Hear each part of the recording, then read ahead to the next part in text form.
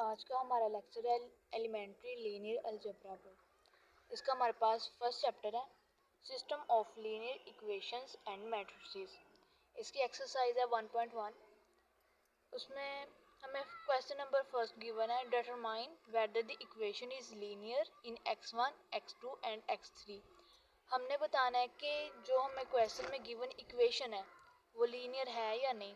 तो सबसे पहले हमें जो क्वेश्चन गिवन है वो ये है x1 plus 5x2 minus under root 2 x3 equal to 1। यहाँ पे हमने सबसे पहले देखना है कि जो हमें वेरिएबल गिवन है उनकी तो अगर पावर हुई 1 तो वो हमारे पास लीनियर होंगे, लेकिन अगर उनकी पावर पॉइंट में, फ्रैक्शन में या हमारे पास माइनस में या 1 से ज़्यादा हो तो वो हमारे पास लीनियर इक्वेशन नहीं होगी। लीनियर इक्वेशन में सिर्फ वेरिएबल की पावर 1 होती है।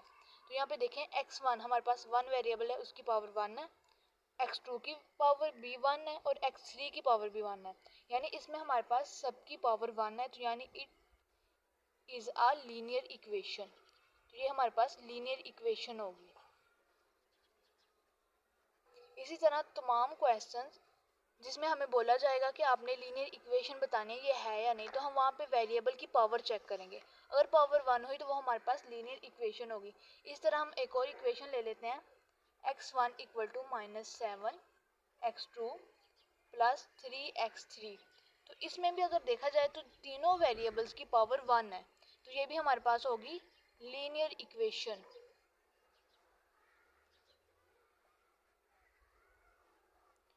कोई भी इक्वेशन चेक करने का यही एक रूल है। उसके बाद हमारे पास है question number 3। Write down a general linear system of two equation in two unknowns. यानी कि हमने टू इक्वेशंस लिखनी है, टू इक्वेशंस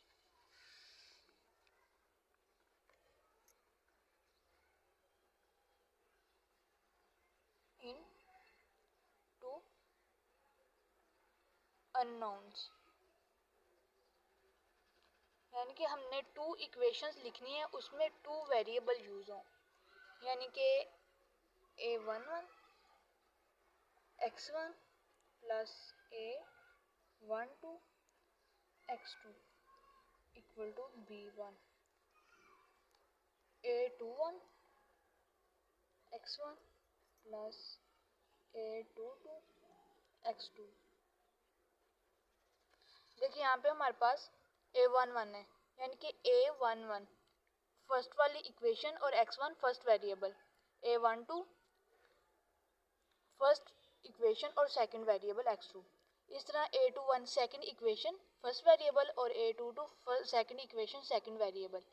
ठीक है। इसी तरह अगर हमें गिवन हो के 3 इक्वेशंस विद 3 अननोन्स, यानी कि 3 इक्वेशंस लिखनी है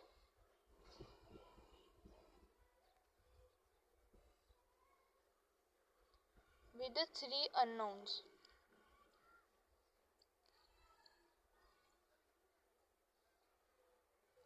3 इक्वेशंस और उसमें 3 वेरिएबल हमारे पास यूज हों, यानी कि a11 x1 plus a12 x2 plus a13 x3 equal to b1। इसी तरह second equation a21 x1 plus a22 x2 plus a23 x3 equal to b2। Third equation है a31 x1 plus a32 x2 plus a33 x3 equal to b3। तो इस तरह अगर आपको कोई भी कहा जाए कि इक्वेशंस लें और उनको अननोन्स के साथ लिखें, तो जितनी इक्वेशंस बोलेंगे उतनी इक्वेशंस बनेंगी और वेरिएबल के साथ। जैसे कि हमने यहाँ पे 3 इक्वेशंस ली हैं और 3 वेरिएबल्स ही इनमें यूज हुए हैं। क्वेश्चन नंबर 4 गिवन है हमें write down augmented matrix for each of linear system. हमें लीनियर इक्वेशंस गिवन है, ये जो सिस्टम है, उसके बाद हमने इसको ऑगमेंटेड मैट्रिक्स में लिखना है।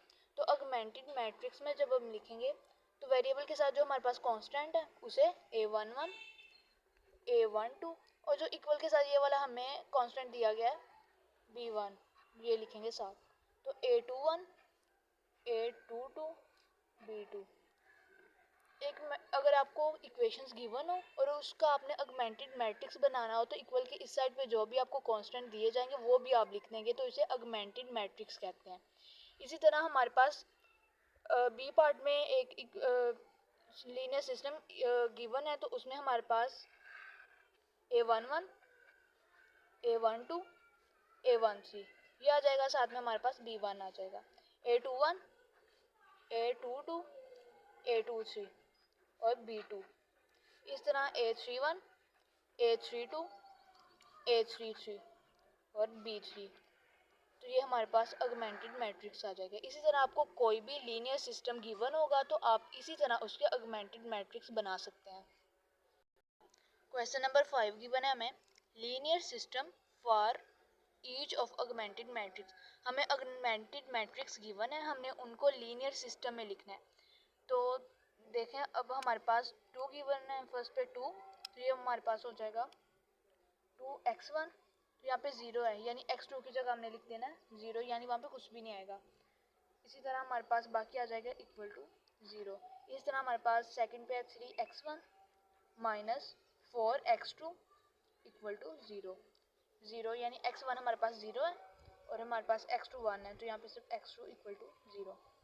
जिस तरह हमने पहले लीनियर सिस्टम को मैट्रिक्स में कन्वर्ट किया था, इसी तरह अब हमें मैट्रिक्स गिवन है उसको हमने लीनियर सिस्टम में कन्वर्ट करना है।